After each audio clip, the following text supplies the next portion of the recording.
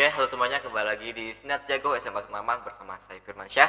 Dan kali ini kita kedatangan tamu yakni salah satu alumni SMA Senamang tahun 2023 dan juga salah satu duta genre persahabatan Bangka Tengah tahun 2003 yakni Kak Fernanda. Oke, silakan perkenalkan diri dulu Kak. Oke, halo, terima kasih. Perkenalkan nama saya Fernanda. Saya merupakan alumni SMA Negeri 1 Namang tahun 2023 dan saya juga merupakan duta genre persahabatan Bangka Tengah tahun 2023. Oke teman-teman, kedatangan Kak Fernanda hari ini khusus untuk kita datangkan untuk podcast hari ini. Dan maka daripada itu, izinkan saya bertanya beberapa hal Kak, yakni yang seperti saya ketahui itu genre itu terkenal dengan salam genrenya Kak ya. Nah, kira-kira apa sih Kak makna dari salam genre itu? Oke, salam genre.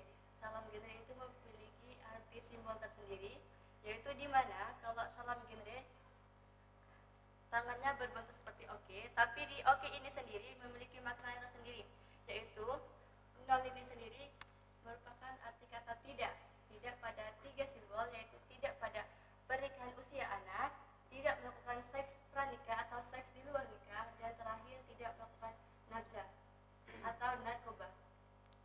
Nah, tadi udah dijabarin teman-teman ya, apa itu salam genre. Nah, kira-kira apa sih Kak dampak-dampak yang didapat oleh para remaja jika melanggar hal tersebut Kak? Oke, yang pertama pasti mereka akan kehilangan arah masa depan mereka.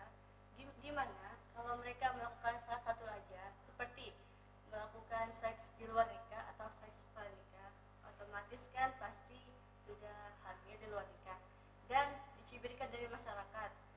Dan yang paling utama itu keluarga. Keluarga akan mendapatkan dampaknya, yaitu malu, dicibirkan masyarakat, apalagi nanti masa depan anak itu akan putus di situ. Nah, Kakak sendiri ketika sudah menjabat dari duta genre persahabatan Bangka Tengah 2023, kira-kira apa sih Kak usaha yang Kakak lakukan untuk mencegah para remaja dan juga teman-teman Kakak itu dari hal-hal tersebut Kak?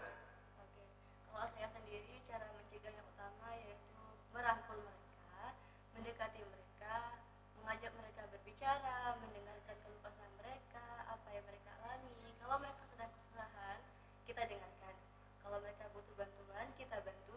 Dan kalau mereka kehilangan arah, ya kita jelaskan, kita motivasi mereka supaya menjadi ke yang benar lagi. Oke. Nah, lalu yang saya ketahui itu generasi berencana Kak ya. Betul. Nah, kira-kira apa sih Kak yang Kakak ketahui tentang fungsi keluarga itu Kak? Fungsi keluarga. Fungsi keluarga itu sendiri di dalam keluarga memiliki 8 arti, di mana kalau salah satu dari fungsi keluarga itu tidak dijalankan, berarti keluarga itu dikatakan kurang lengkap. Dan fungsi keluarga itu ada terdiri dari fungsi agama, fungsi cinta kasih, fungsi reproduksi, fungsi ekonomi, fungsi sosial budaya, fungsi perlindungan, fungsi pendidikan, dan fungsi lingkungan. Di mana kalau kedelapan fungsi tersebut sudah diterapkan di dalam suatu keluarga, maka anak akan mendapatkan cinta kasih dan pengetahuan dari kedua orang tuanya akan bagaimana dampak positif dari delapan fungsi keluarga tersebut. Oke. Nah, pastinya sebelum kita berkeluarga itu ada namanya perencanaan Kak ya. Betul. Nah, tentu dalam perencanaan itu kita membutuhkan yang namanya life skill ya Kak ya. Betul. Nah, kira-kira apa sih Kak itu life skill? Life skill itu adalah kemampuan diri atau kemampuan olah dasar kita, di mana life skill sendiri itu terdiri dari cara bicara, cara bergaul, cara kita makan, cara kita berterima kasih kepada orang, itu juga termasuk life skill. Karena life skill itu sendiri kan penting ya, termasuk kita berbicara dengan orang. Tidak mungkin dari halnya kita berbicara dengan orang lebih tua kita sembarangan. Maka dari itu, life skill di dalam kehidupan sehari-hari sangat dibutuhkan. Nah, tentunya ketika skill itu kita biasanya dapatkan setelah SMA ya Kak ya. Nah, ketika di masa SMA itu apa sih Kak yang bisa kita pelajari itu? Sebenarnya kalau life skill itu juga bisa kita dapatkan di SMA. Salah satunya kita bisa bergaul, kita bisa berkomunikasi. Itu kan sudah termasuk ke keseharian kita yang sering dilakukan sehari-hari di sekolah. Karena kita manusia tidak luput dari bersosialisasi dengan orang lain. dan tidak lupa juga kita membutuhkan pertolongan dari orang lain. Nah, biasanya sebelum gabung di Dogener itu kita biasanya itu kakak tuh ada di Pick R ya kak ya. Betul? Nah, biasanya itu di Pick R itu apa sih kak yang biasa kakak lakukan untuk menjadi konselor yang baik kak? Oke. Kalau kita mau jadi konselor yang baik di suatu Pick R, kita harus mempunyai pertama wawasan.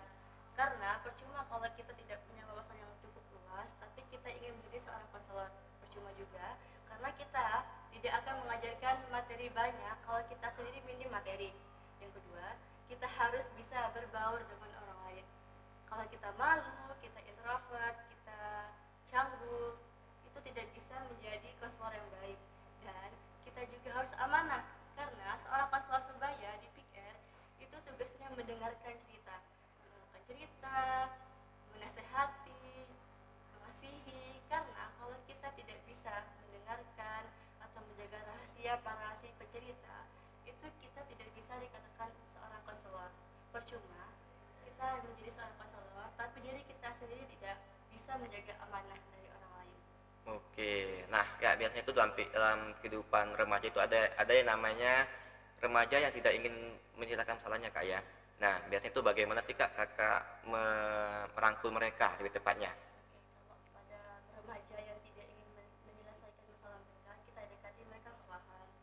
Pertama, kita tanya, kamu sedang apa? Apa yang kamu alami? Apa yang kamu rasakan? Kalau kamu keberatan, kalau kamu tidak canggung, ayo cerita, aku dengar. Kalau kamu butuh bantuan, bilang, aku bantu. Karena kalau mereka itu tidak mau bercerita atau menyelesaikan, itu bisa jadi salah satu faktornya karena mereka kurang percaya diri dengan diri mereka sendiri. Jadi kita sebagai konselor sebaya di PIKR ataupun sebagai duta genre harus mendekati mereka, memberi motivasi mereka, dan mengasihi mereka. Oke, nah jika hal tersebut udah dilakukan kak, tapi dia tuh masih belum mau cerita tuh kak. Kalau kita udah berusaha semaksimal mungkin tapi dia belum mau cerita, mungkin emang belum waktunya. Kita beri jeda, beri dia waktu senggang, waktu luang untuk merilekskan diri dia sendiri. Kalau dia udah siap, baru kita tanya lagi. Oke, oke itu aja kan untuk hari ini kak. Oke teman-teman, itu aja dari saya sendiri dan terima kasih untuk Kak Firana untuk waktunya telah hadir di podcast SMA Tunamang kita. Oke teman-teman, sekian dari saya Firmansyah pamit undur diri. Terima kasih.